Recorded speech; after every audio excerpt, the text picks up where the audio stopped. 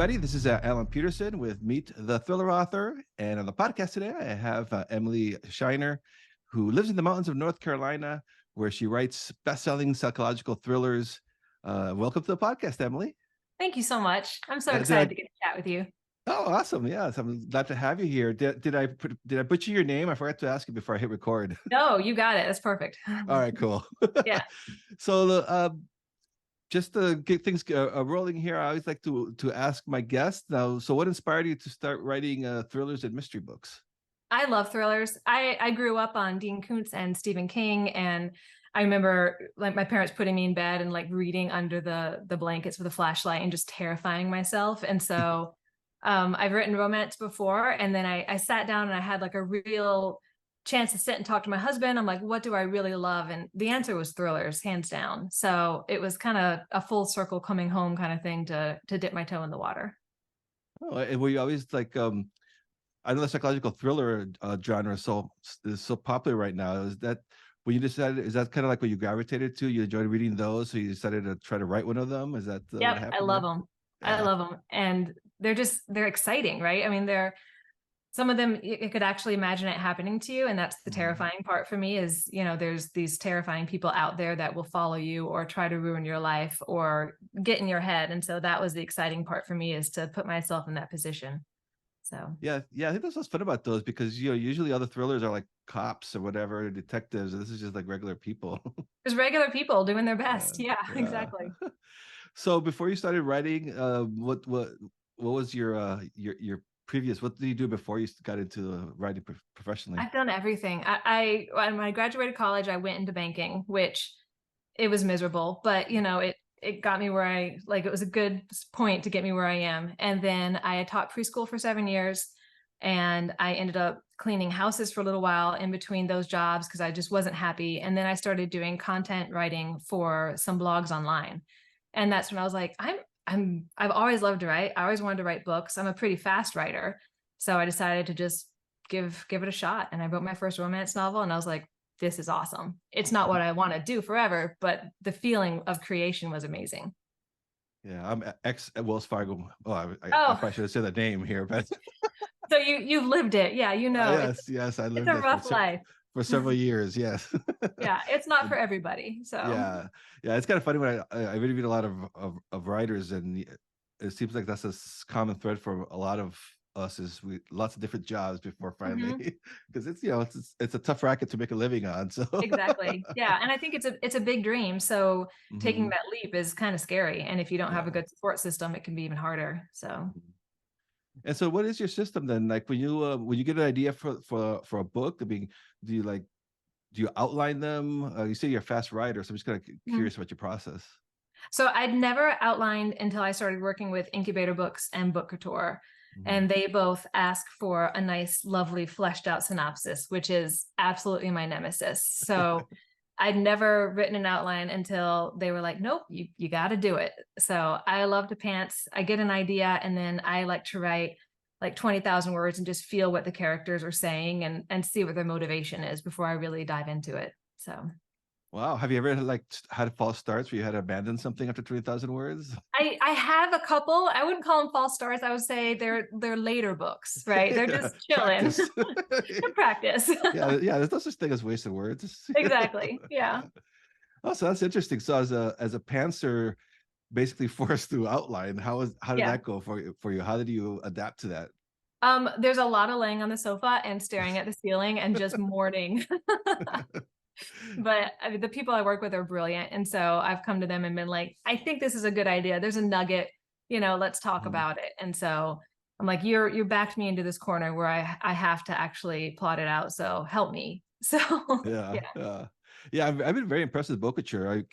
I keep finding myself reading a lot of their books that they're putting out. They seem to be doing a really good job. And They're amazing. and everyone I've interviewed really likes them a lot. So it's kind of cool to see like a little. I mean, the kid kind of came out of nowhere, and now they're kind Yeah. of dominating. Like Freedom McFadden. Oh man. I mean, she's the best, right? Like we could Oh, all hope to be like her, but they have incredible authors at Book Couture, and she's one of them, definitely. yeah, yeah. Oh, I'd be happy 1% of her sales. Right. So what are some of your influences as a writer that influenced you with thrillers and mysteries? Well, like I said, the Dean Koontz, the Stephen Mhm. King, Patricia Cornwell. My daughter is 12, and I walked into her room the other day, and she was reading The Body Farm by Patricia Cornwell, and I was like, "That's about right. Like that tracks." So You're proud. I'm proud of you. I love to read what's being released now, but I do try to be careful so you're not heavily borrowing from people. So, but I love to watch creepy movies and just read the newspaper. I mean, there's so much going on in real life that you'd be amazed what you can twist it into a story. So, Yeah, that's the thing I find so fascinating about these psychological thrillers is that there's a lot of suspense and twists and turns. Is that something like, do you like start thinking about the twists before you start working on the novels, or do you like say I have to have at least 3 twists? How does that work? I mean, I don't give myself a number, but definitely, you definitely want more than one, right? Yeah, yeah. Because as a reader, I love when it just comes out of left field and you have no idea what's happening and you're just left reeling from it. And I know other readers love that too. So managing to work in multiple twists that can take somebody by surprise and keep them guessing and keep those pages turning is definitely something I try to do. So Yeah, because that's as expected by the readers. They'll probably would revolt if you're not giving them what yeah, they you got to give want. them what they want, right? Yeah. So what's the process for you? How long does it take from the when you get the idea for the book and you get to go ahead and you start outlining and writing it? How long does that process take for you? Once I have suffered through the plotting process, you mean, and like pulled myself back Yeah. together. Once I get the green light, if I'm doing it for myself, I'll give myself the green light well before I probably should. But once I got the green light from either a big incubator or book couture, I like to write about 5,000 words a day when I'm actively working on a book. Oh, So awesome. that's up to 3 weeks probably to get it finished. And then I set it aside for a couple of days, pretend it doesn't exist, and then just start reading back through it to do that first pass before it goes to an editor. So Do you enjoy that process of the edit going back and forth with the editors? Do you like I that process? do. Yeah. I do. I love having somebody who wants to read what I'm writing and then has really great ideas or criticism, or even like, yes, this was a great, I didn't see this one coming. So it's validating, but it also really pushes you to improve your work as much as possible. So Hmm. yeah. Yeah, and I noticed that Bookature and some incubators, some of these newer publishers, they kind of follow the indie model of publishing multiple books a year. Are you Mhm. publishing more than a year in a year? How many books are you publishing in a year? Oh, geez. I think Incubator, they like to publish every other month. Oh, Um, wow. and then I've got 2 out with Book Couture and then a few in the works for next year with them. So they definitely don't work as quickly. I think Incubator's more towards that indie model of like keeping Hmm. it coming, keeping your name out there. So it's a treadmill when you're doing it on your own, to keep Oh, writing. yeah, But that's a tough part. Yeah, yeah. I do. My books have all been indie and self-published. I'm like, huh, maybe next one I'll try a Bookature or something. Yeah, I mean, both of those publishers are incredible to work with. Yeah, So yeah. yeah. Do you is that something that do you put books out on your own before you went to traditional? Uh, Yeah, I yeah. was indie publishing all my thrillers, and then Incubator reached out, and then shortly after, well, not shortly, maybe just under a year after that, Book Couture reached out, and I was like, "This is amazing! Like this happens." I literally, well, when Incubator reached out, she reached out to me over Instagram, and I was like, "This is a scam." As an indie Oh author, yeah. the scams come like so fast, and so I actually emailed Brian, he's head of it over there, and I was like, "This woman I think she's just trying to reach out and scam authors under your name." He's like, "Nope, she's ours." And I was like, "Oh, well, let Oh me my like." gosh. Oh So wow. Yeah. yeah, Yeah. that was exciting. Yeah, that's crazy. How are you doing? How are you? So but your books must have been doing pretty well to get into their radar Yeah, I on your mean, own. Yeah. I feel really blessed that they saw Yeah. something that they liked. So Yeah. Yeah. That's really yeah. cool. Yeah. So how many books do you have out now published? Um, 20-ish, Oh, that's cool. Cool. 20-ish. Yeah. Without looking, I'm Yeah. not entirely sure. Yeah, about that. Did that include the romance ones too? No, that does That's not. That that's is the a prior past. life. I don't regret any of those words because, like, there's no bad words when you're writing. It all just helps you Hmm. improve your craft. But um, I love thrillers, and I am 100% in there. So Yeah, I think that's a great advice for aspiring writers that are listening is to don't write a genre. I mean, to pick one that you really like. And mhm. we're lucky because I like to write thrillers too, and it's a very popular genre. So There Yep. should be room in there for people, but Oh, there's to, plenty of room. Yeah. yeah, but to get, yeah, like I know like romance and some other stuff is very popular, but if I was to write that, it'd be like I probably would never be able to get anything done because I'd be hating it. It's a very big sea, romance, but you're going to be a very Yeah, small fish. Yeah. yeah, So yeah. No, and I mean, I'm amazed at the marketing skills of the romance authors. They're geniuses. They're usually like way ahead of all the curves. So you always pay they attention to are. the They romance. really push the envelope and they lead the way. You know, you look Yeah. at Book Talk has just embraced romance, and I'm like, maybe one day thrillers will like hit off over there. But honestly, social media like that is not my forte. So we need somebody else to lead the way. Maybe it's you. Maybe you're going to lead the way for thriller talk.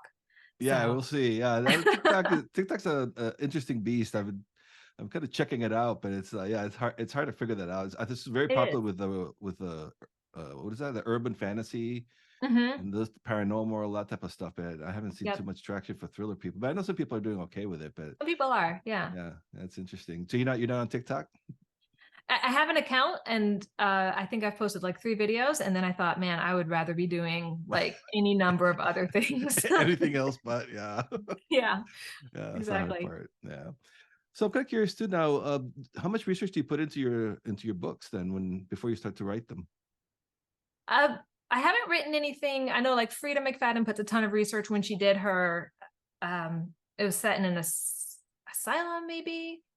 I can't quite remember, but I know she has done a lot of research. There's authors who do a lot, but I really just like creepy people in creepy situations. So I feel like at 38, I've done my research of just living, you know, in this world. And then my husband's a detective, and so I definitely tap him when I have questions about how the police would respond, or you know, what steps would they take, what would require a warrant, you know, what would incite somebody to even call the police. So he's my research, him and all his friends that are just like, she's calling again, you know.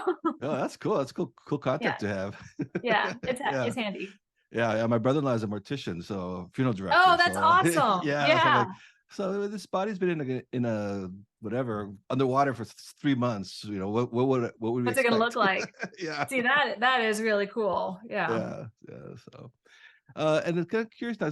So is your latest book, is that The Wife in the Photo?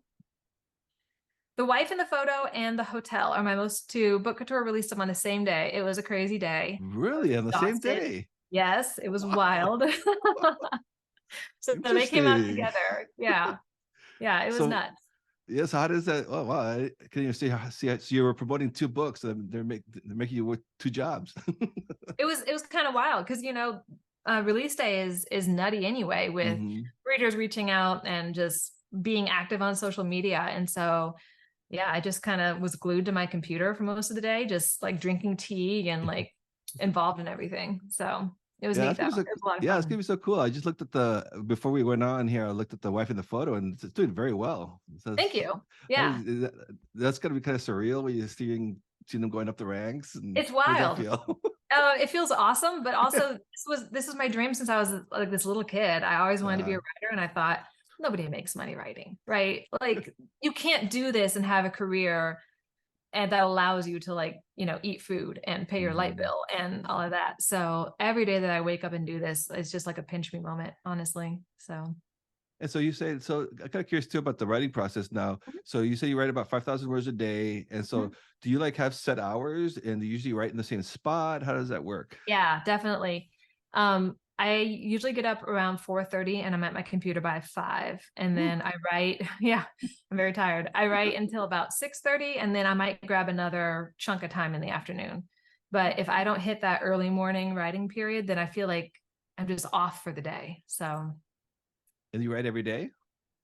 well, right now I'm in the edit, so I'm not writing. Uh-huh. But yeah, when I'm working on a book, it's every single day till that book is done. So, And do you work on one book at a time, or since you were doing two published on the same day, do you do both nope, at they were one at once? a time. Yeah. Yeah, that'd be crazy. Yeah, I think I've done that before where you work on two, and I know a lot of writers do that because they like to have the ability to switch back and forth if they get blocked on something. But honestly, with all the twists and the characters, and I'm like, I would mix somebody up, like I know I would, and then have to go back and fix it all. So Uh, so can you tell us a little bit about the plot with like I was checking out the wife in the photo and just the whole just the title itself and the concept is really cool. Can you tell us a little bit about that? Sure, I'd love to. So Evan is the chief of police, and his wife Lola has died. She fell down the stairs and died.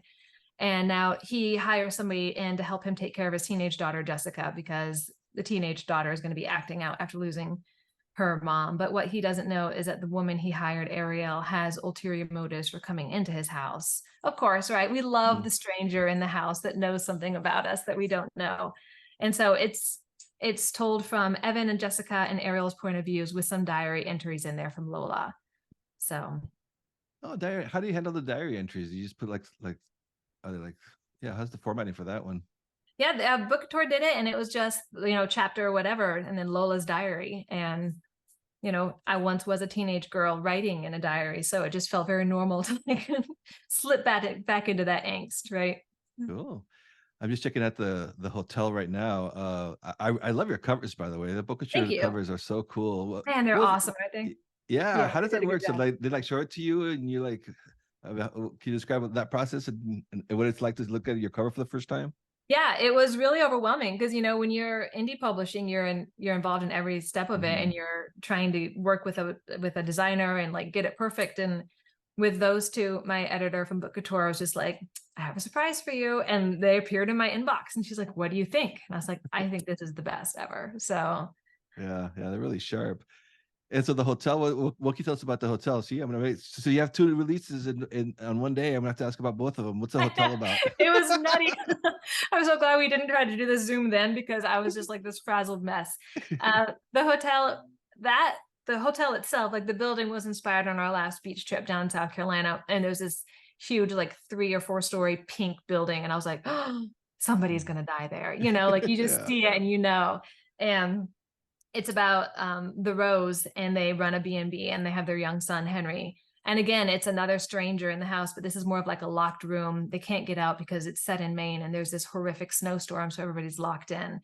And you don't know who's lying, and I don't want to give too much away because more than one person is lying about what's going on there, and it's definitely a revenge story.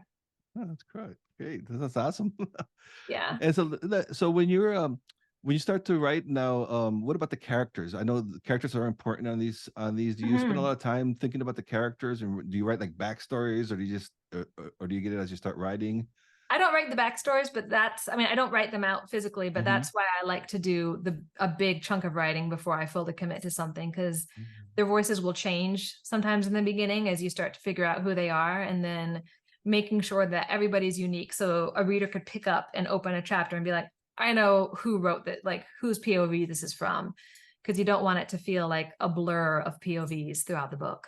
So Yeah, and I notice that's so popular in the psychological and the domestic thrillers is that each chapter is from a POV of a character. yeah, Is that the so did you write your books in third person or first person? they're all in first person, Okay, and yeah, but that's I so do popular in love that genre. the multi POV. I love it.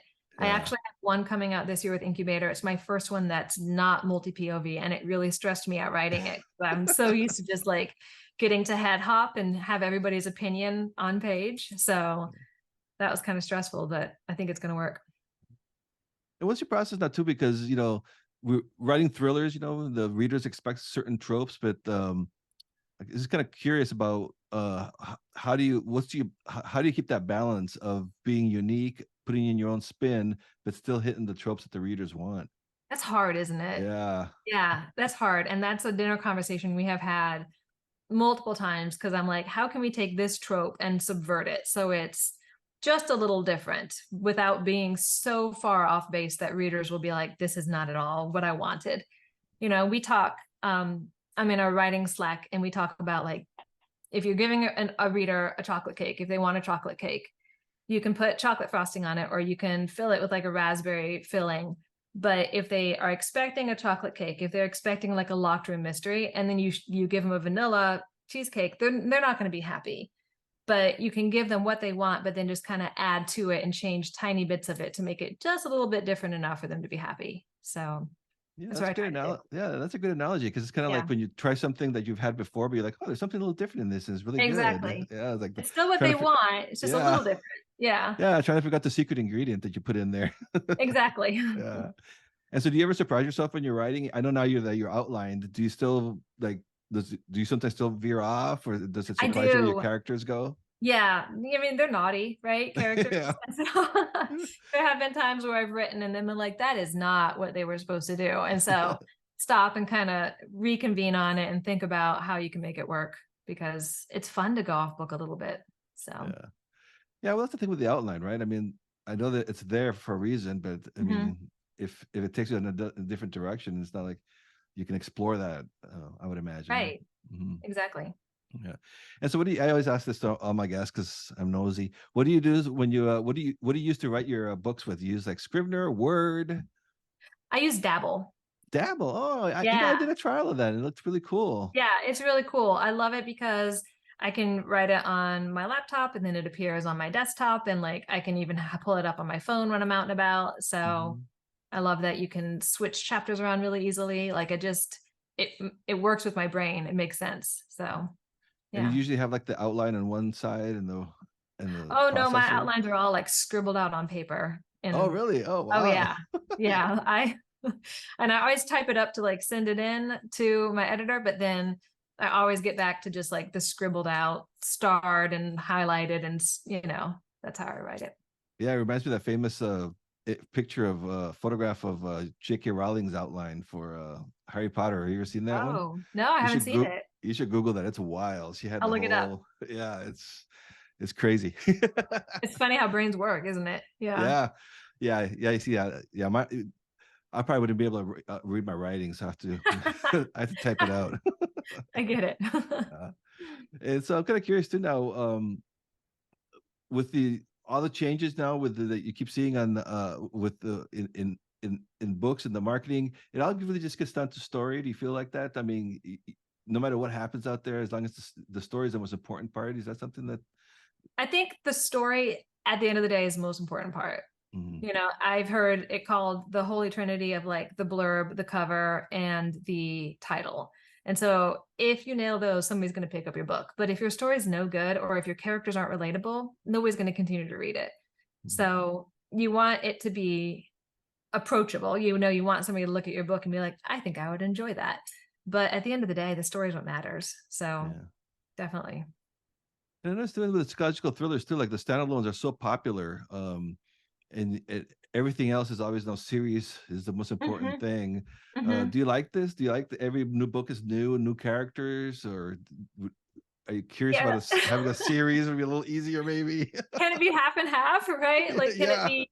Sometimes it's so fun because you're starting out with fresh characters every single Mhm. time. And there have been times where I've thought, man, it would be really nice to follow this character to another book. I'm already in their head. I already know their motivation and how they would respond to things. Like you know that character like it's a person. So yeah, sometimes I love to just be done with them and not have to deal with them anymore. But other times I thought I would really like to see this character through another traumatic experience in their life. Yeah. Yeah. Well, you never know now, but Freedom McFadden's putting out a third housemaid one. I So know. And I'm excited. Yes. yeah, yeah. And so what about with your readers? How do you interact with your readers? Are you on social media, Facebook? How do you First of all, I love it. And like anytime readers DM me or email me, I respond because it's just, oh, it's so cool, right? Like what a neat part of the Mhm. job. But I am active on Instagram. I do have Facebook. I half-heartedly started a Facebook group and then realized I didn't really know what to do with it. So mostly I'm on Instagram and I do post pictures there of what I'm working on, but also just like I'm hiking in the woods, like check out my new chicken, just random everyday things. So, Yeah. And yeah. what about the settings in your books? Do you usually set them around areas that you've been to? Like they're set in the South or Most of them are anywhere? set, even if it's not a town that exists here, most of them are set in like the mountainous North Carolina where I live. So I did have one in upstate New York. My husband is from upstate New York, like Adirondacks, like almost throwing a rock and hitting Canada upstate. Yeah. And so I set a book there because it's very similar to where we live here in North Carolina. But Yeah, I doesn't like that mountain go all the way up there? The Appalachia is it? Appalachians. Yeah. Yeah. Yeah, they do. Big old ridge Uh, of us. yeah, everyone always thinks it's just about the South, but I remember they go way. I mean, They go it's a all the way. You huge. can hike the whole thing up to Maine. Yeah. Yeah, I So heard about that. That's how long would that take? Up a couple weeks, probably. I think it's like months. It's multiple months Months. because Oof. it's like Georgia to Maine. Oh So wow. yeah, I've Yeah. done parts of it, but I have no interest in doing the whole thing. Yeah. Yeah. That'd be a little hardcore. I think So so. Yeah. yeah, I probably put a book in there too. So if you imagine the Mm. characters you would see in there Can you and imagine? that type There's of a definitely, hike. see, I think that's it. There's a book there on the Appalachian Trail. There's some creepy people that would be out in those woods. Yep, Yeah. And definitely. so before we wrap it up here too, like I do have a lot of listeners who are aspiring writers. What advice would you have for somebody who's trying to think like, oh, maybe I should write a thriller? I mean, it's the most basic advice, and that's just to try it. Like, just give Mhm. it a shot, and it might not be good. Your first one might not be good. My first novel I wrote, nobody's ever read it because I was like, that is terrible, and you just shelve it. But every word that you write is going to make you a better writer. So, and read as much as you can. Yeah. Yeah. Do you still read it, thrillers and yeah. Yeah, I do. Well, I love everything. Mhm. And my last, what did I read? I read a nonfiction book that my daughter has like, you need to read this so we can talk about it. But I love to read everything I can. So definitely. Yeah, that's great advice. And so, can you give us a little sneak peek? What are you? When's your next book coming out? And Oh, it's coming out this month, October 22nd. It's with oh Incubator. wow, Yeah, oh it's cool. called The Better Mother. So I'm really excited about it. Cannot wait. This is the one that's in Soul POV. So no pressure on that. And what's the plot on that one? What's the story?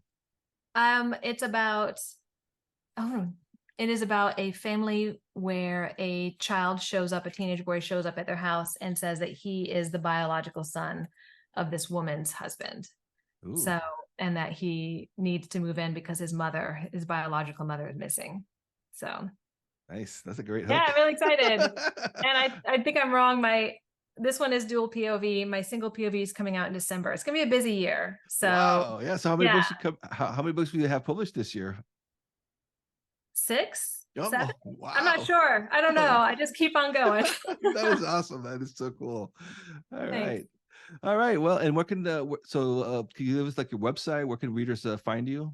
Yeah, it's authoremilyshiner.com, but mostly on Instagram. My handle is author Emily Shiner, and you can find me there, and I respond to everybody. So, All yeah. right, Emily. Well, thank you so much for being on the podcast. Really enjoyed Thank chatting you. with you. This was awesome. I appreciate it.